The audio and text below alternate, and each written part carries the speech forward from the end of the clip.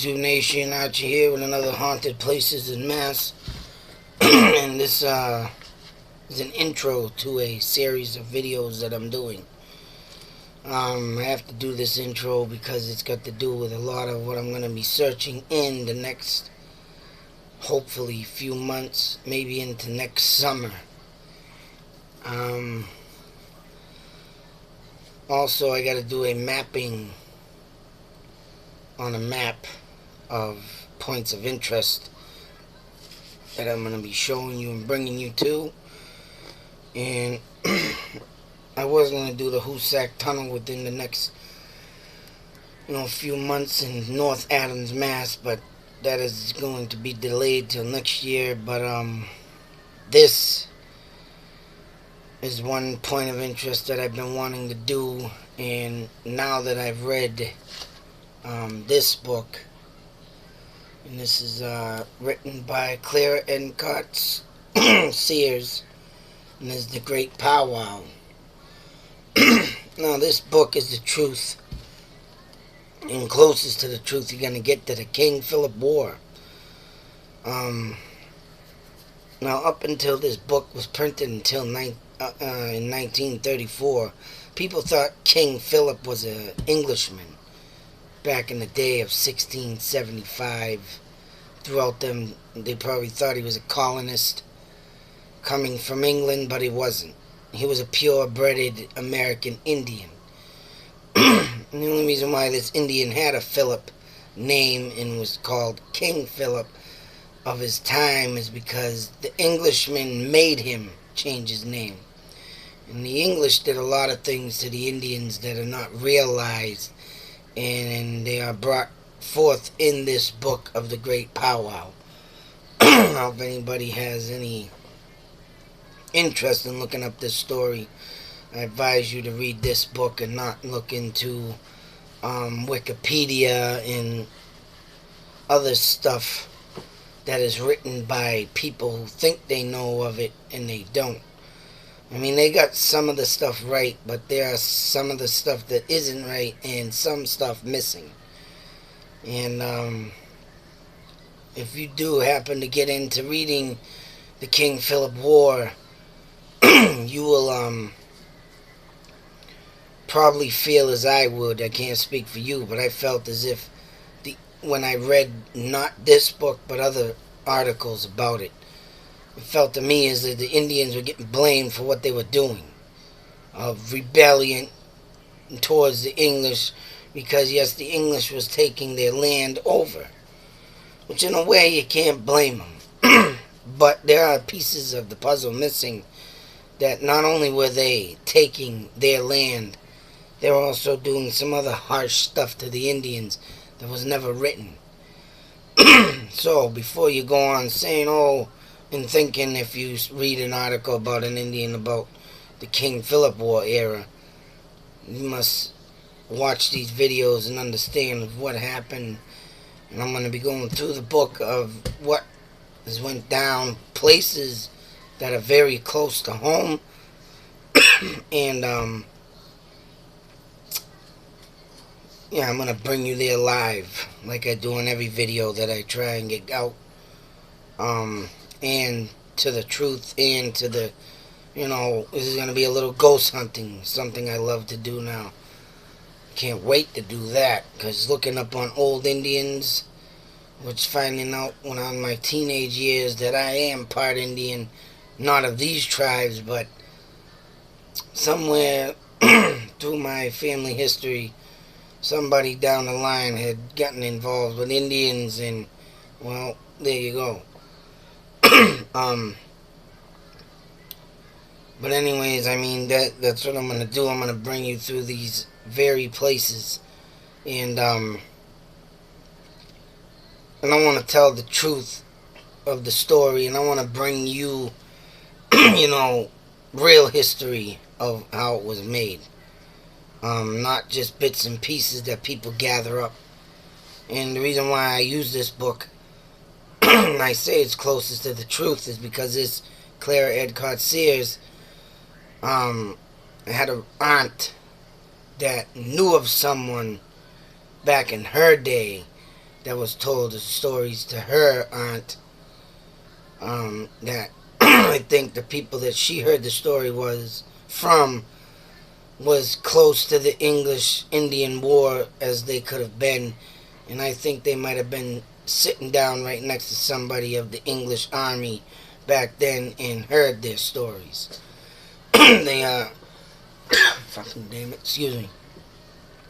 I mean, the war happened in 1675 and ended in 1676. And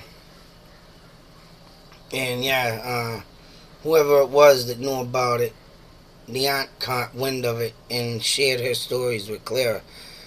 And she also did look up in historical society back then. She did a lot of homework on this.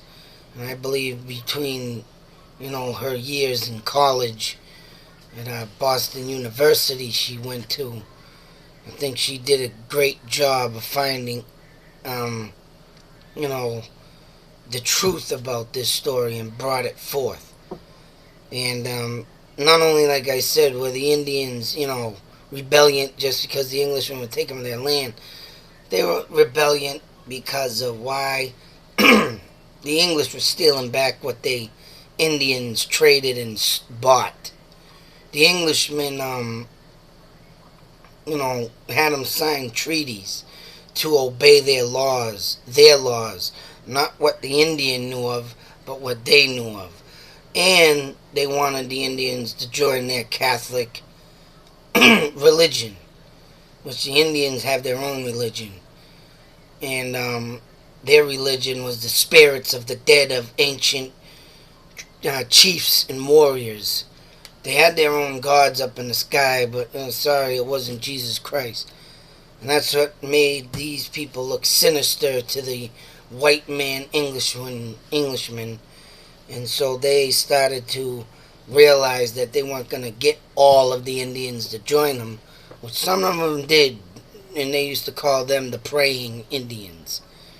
And but once you transformed over to that, the real Indians started to get, a little suspicious.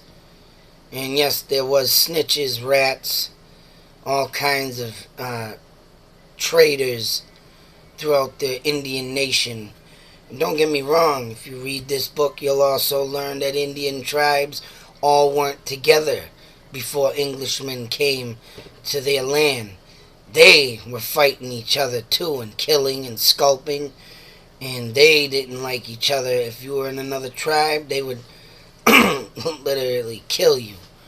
And a perfect example was, there was a Indian tribe that tried rebellion before the King Philip War, but it failed miserably because the chief went to the Mohawk tribe, which settled out further west, like near, you figure out why they call the Mohawk Trail on Route 2 out by North Adams the Mohawk Trail, right? Because the Mohawks lived out that way. But one Indian, I forget the tribe he was in, these words, I can tell you right now, are not easy to pronounce. And he went to the Mohawk tribe to try and tell them what the Englishmen were doing, but they weren't smart enough of knowledge to even take in what this Indian was saying. And the chief there cut his head off. And just, you ain't coming in my territory and start ranting and raving, I kill you now. So that left his tribe miserably a failure to even going into any kind of war and start rebellion, and the Englishmen wiped that whole tribe out. Which in the book states, though, that the Englishmen, that was one huge mistake that they wish pretty much they never did. Because after that, it started to get a little rough with the Indians. Because other tribes started to see, well, whoa, they wiped out this whole race. And where does King Philip come into this is due to his father. And his father had very strong peace with the English and the white man. And he, really kept it together, the glue in the seams or the stitch in the seams. But he died. And after that, and after the first tribe failed miserably, you know, things started to all break loose. All hell break loose.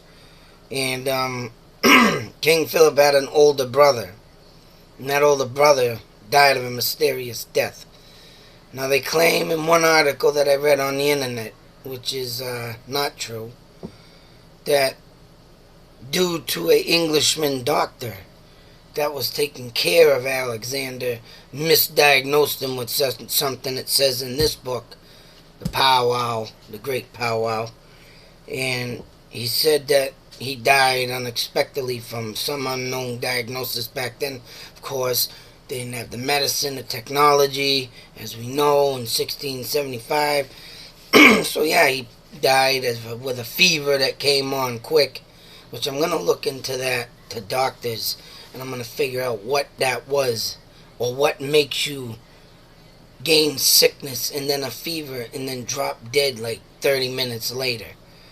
Because he was supposed to be going to a meeting at Plymouth Rock with the colonist Englishmen, and because they had got word of mouth from the praying Indians, which is that what they would do, would go around and get information from the Indians that did not change over to the English Catholic and sneak around, get what he could, and heard that Alexander was gonna, like the tribe before him, get a movement going and get the land back from the Englishmen. And before I go on about that,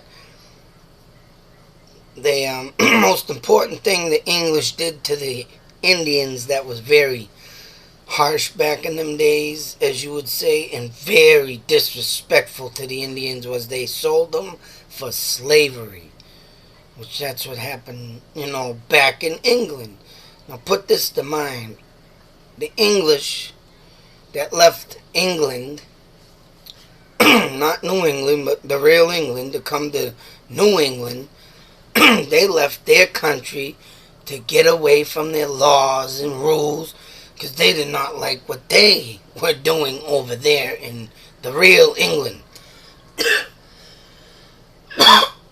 So think about it. They come here to New England, make their own rules and regulations, but you can say they brought over here from England of what they knew of to the Indians, and it started a bloody fucking war, as they would say, you bloody bastard. Why would they do that? Why would they bring over here, and give it to the Indians? They sold them for slavery, just like in Africa they were selling the Negroes for slavery. And it's just, the war of the past, this war is not even close to different to the wars of today. Come here, try and take over our country, and that's what is happening with the Middle East. I'm not racist. I will never be racist. I just want to make that known. And but when you got people coming over here with their religion, telling us we can't say our pledge allegiance to the flag, and we can't say God bless you after a sneeze. And I don't believe in God, and I don't say God bless you after every sneeze, but now lately I have been. Just to catch that one person saying, hey, that's against my religion. You can't say that in front of me. And oh man, I'll tell you something, there's going to be a political war on that. You know what? I'll be on the news. I'll see you on the news, because there's no way in hell you're going to come over here and start, what do we got to do next? Start speaking their language because they don't have to? Disgusting. Disgust me. You come in this goddamn country, you're coming here to start a new life. And the English back in the day, they were supposed to come here to start a new life, but they didn't. They brought the old life here with them and brought it on the Indians. So them giving the English holy hell, well, hey, English deserved it back then. And they weren't just rude to the Indians. They were rude to the the Pilgrims. Now, the Pilgrims ain't got nothing to do with the Englishmen. And the Englishmen hated the Pilgrims. And they used to do things to the Pilgrims that was just disgraceful. And the Shakers, excuse me, the Shakers. I think the Pilgrims were Shakers. That I gotta look a little bit into. I think I gotta get that from my father for information. But yeah, in this book, they have the Englishmen going after the Shakers. And the Shakers were nothing more than a common, civil, humble people that didn't want nothing to do with the Englishmen because they had their own religion too. But unlike the Indians, because they didn't want to start with the Indians, they took the Indians of the, say the praying Indians in themselves, and they would torture the Shakers. And actually, I'm going to bring you live to a tree where a Shaker was tied up and beaten because he lived in Harvard, Mass, and he went to Shirley, Mass to see the Shirley Shakers.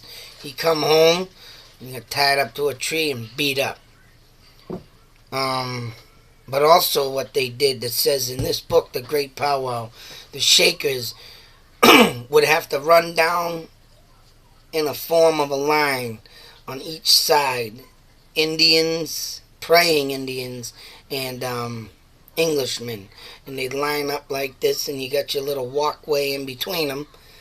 And these Shakers had to run through that line with enduring a whipping on the back with either a switch or a board or a stick or something of that nature, something very hard, solid.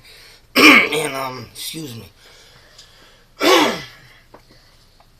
And there would be probably 30 people I'm going to say praying Indians. I don't want to insult the real Indians because they thought that was shameful to the Shakers. And they even took that into knowledge. What the hell are these people doing? That could be us. And the praying Indians and the Englishmen would take that damn stick, and the Shakers would have to run through that line, and they'd whack, whack, beat that stick on their back. Some would fall and die. That's how severe the beating was. And they used to do that to them people, them poor people. Now the Indians got it even worse, because if you betrayed the Englishmen, or even if they had hoodlum Indians back in the day. Of course, we have hoodlums today, and that would be the troubled kids roaming the streets, or the gangsters, you call them. But yeah, back in them days, they'd hang you. Or even at that, if it was a severe crime, they'd chop your fucking head off. And the Englishmen did this. And King Philip, when he was said and done in his Indian War, his head was placed on a stick and set in the middle of Plymouth for 26 years. Because the Englishmen had their trophy of a brute that, started a war. But they didn't start the war. They started the war. And you know what scared them of him? Was the fact that he was more advanced than Indians. He was more smarter than the Indians. He took in more knowledge. And that's why they placed him as the King Philip. That's how he got that name. And I'm going to try and make, in one of my videos, I'm going to try to make it the Deerfield Mass. And that was said to be one of the brutalest fights.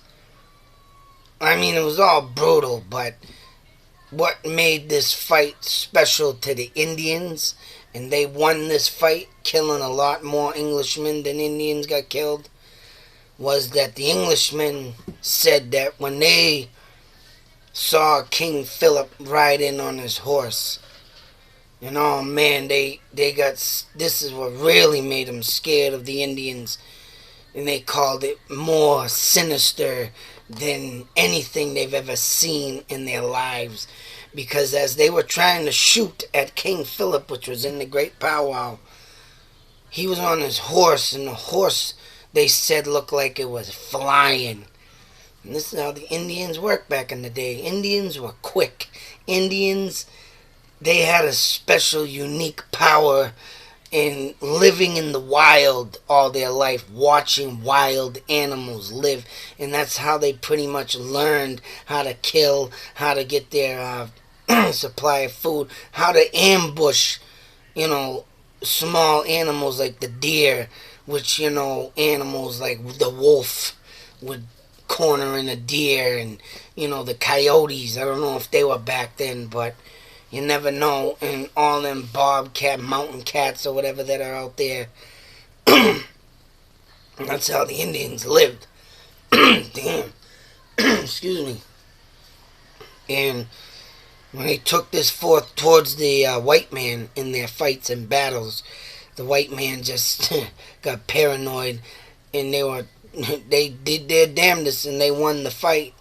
But that battle scared the shit out of a lot of friggin' white men, because he was bouncing, jumping.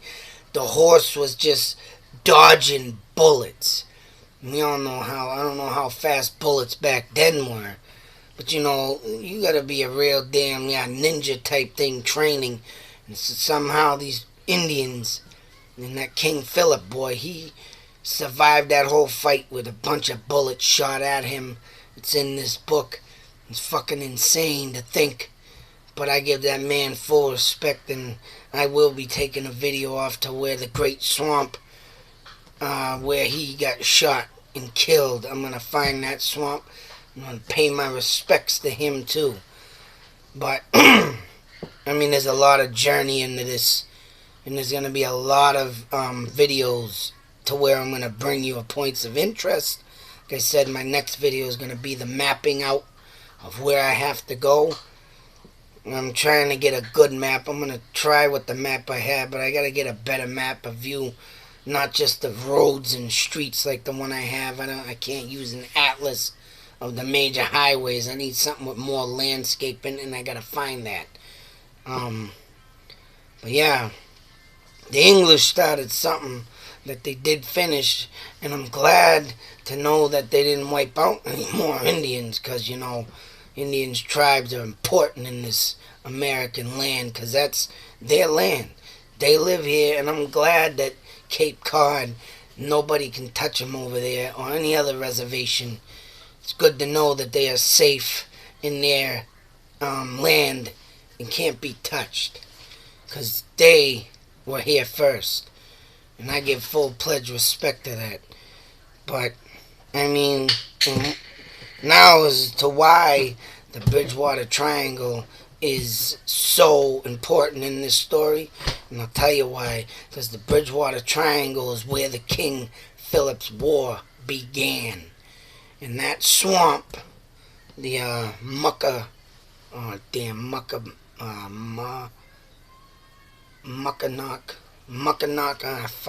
forgot the name of it, but it's you look up the Great War of King Philip and the Swamp War, you'll have the name of it.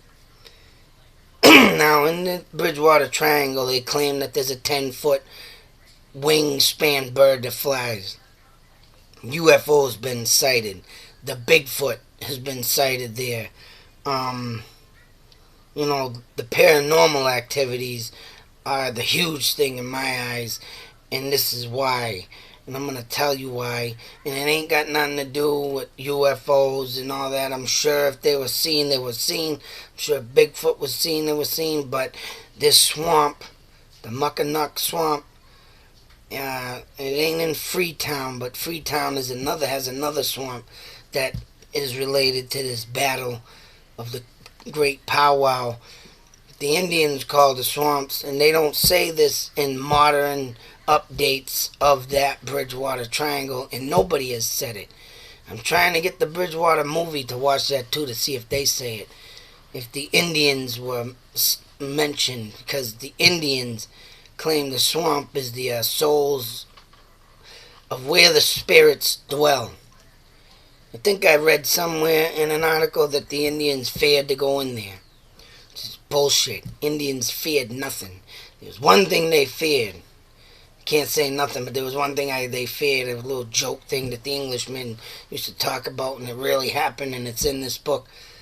But the one thing that the Indians feared was the white man. They might have found out later on what was going on, but I don't know how this guy had the time to do this in a big bloody war was, but he went to take off something like the white powder wig that they used to wear back then.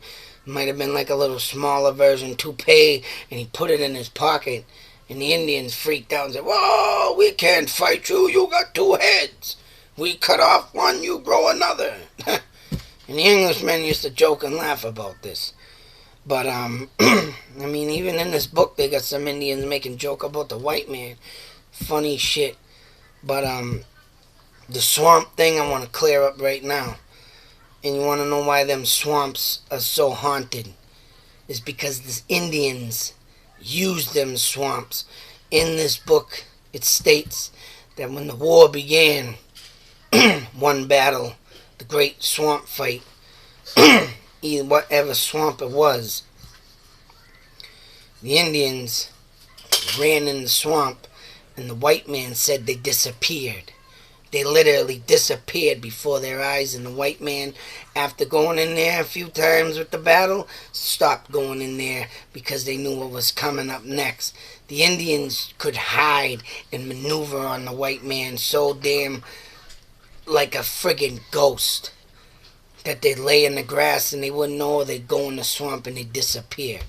And that was a big issue to the white man, and that's why them swamps are so so haunted, because the Indians brought the white man and killed them in there. And I'm sure some Indians got shot and killed in there too, but that's why them swamps are really haunted, because that was their disappearance. See you later, white man, you can't find me. And these Indians, I'll tell you right now, that's what they were smart about, and the white man didn't take for granted of nothing of the Indians, because they knew they were smart. In closure to that, like I said, series of videos coming out.